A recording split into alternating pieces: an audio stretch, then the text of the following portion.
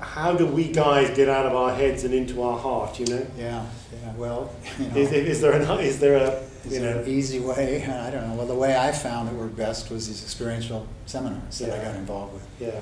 Because it wasn't just mental theory. You know, we went into an experience which, you know, by the end of the 3 to 5 days was very heartfelt. Yeah. You know, I remember very well the very first one of these I participated in, and for the first time in probably 25 years, I had a little tear come out of my eye, but was embarrassed.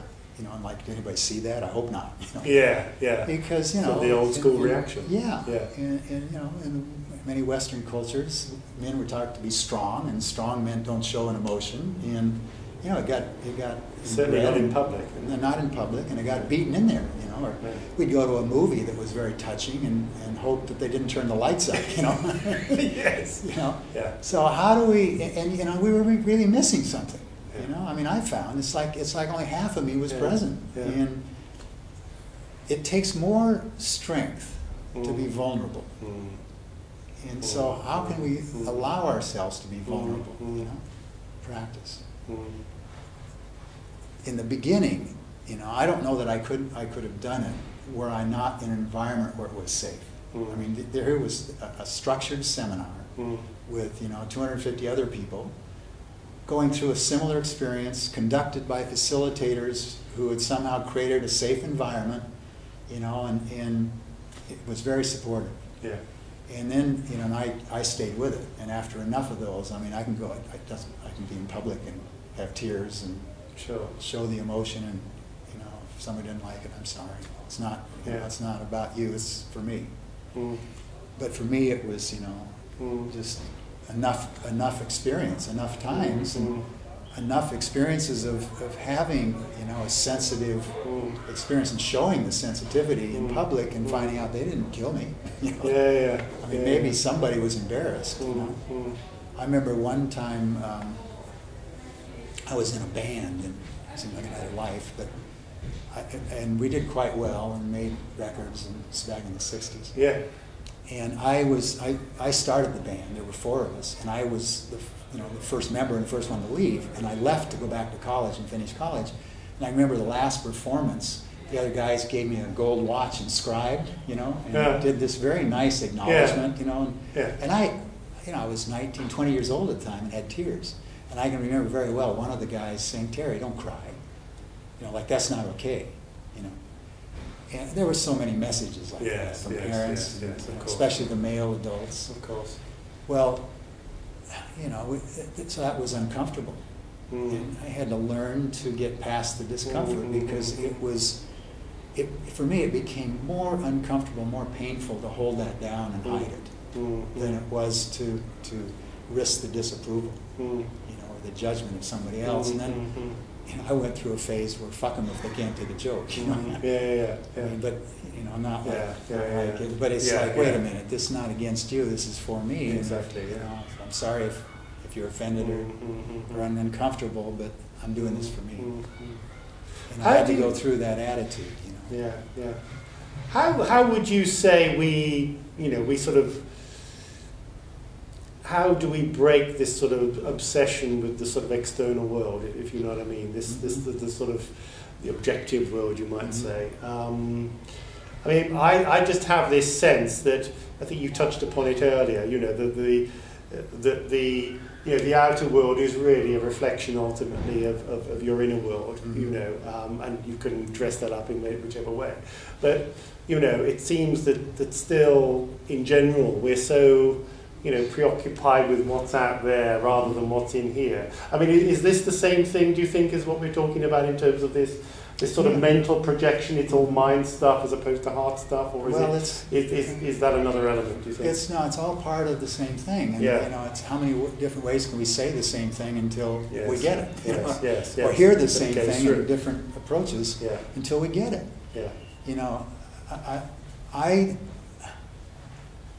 and it can happen like that. I mean, that would be great. You know, if all of a sudden there's the transformation. I was going to ask you how you thought it might work. But for most people, it's an evolution. It's a process, you know, and it could be a lifetime process, or it could be a year process. But if you think, sorry to interrupt you again, but if as some people say, you know, there is danger to the planet, there is danger of us if we don't, you know, people like Tolle says, you know, Eckhart Tolle, he says things like, you know, if we don't actually get it, if we don't start getting out of our minds, you know, we are in danger of ultimately killing ourselves, because this sort of, you know, survival mentality, this separation mentality. I mean, that's true, but then there's a choice. I mean, you get a far enough away perspective, and so what? I mean, what if I have a soul connection, if that's where I'm coming from, it's eternal. You can't kill that off. And how many other planets are like this out there? I mean, how many universes are there? And to be arrogant enough to think we're the only one, you know, this, and the soul is out. It's, you know, if we really understand who we are, that we're a soul. That's who I really am. And that danger is only an endangered to the material part that I'm playing out here. Now, then it's a choice. Is it desirable to destroy this thing? Well, why? I don't think so. So I'm going to do all I can while I'm here to contribute toward an evolution, toward an upliftment, toward, you know, something we would call good. You know, toward, and with a capital G. With a capital G. And what's the simplest way to do that? I would say loving. And somehow humans understand loving. No matter how much bad they're doing in the world, somewhere inside of them they still know loving. You know, as a child they had loving. Maybe they love their child or their pet, but people know what loving is. And if I could hold that intention to be loving, you know, even if I don't know how to do it very well, just I want to be more loving, and keep holding that intention, I will learn how to be more loving, and then I will start contributing. You know, and the Chinese say if each man would sweep in front of his own door, eventually the whole street is clean. So that's the best I can do. You know, my environment, my world, my street. You know, and where does it start? It starts with me. I mean, it's very selfish.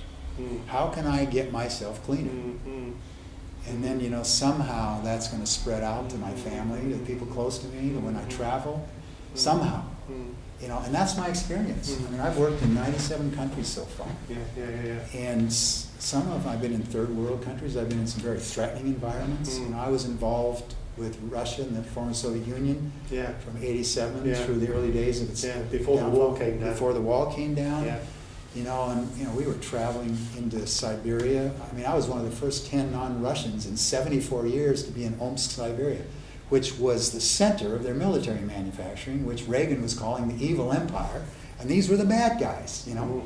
And I was flying in there on a Russian military cargo plane, with taking a small crew with me of volunteers. Some people, and I had friends, people close to me saying, don't do it, it's dangerous, and blah, blah, blah. Well, they're some of the most warm-hearted, generous, loving people you meet anywhere. And I could tell thousands of stories like that. Everyone's got a heart.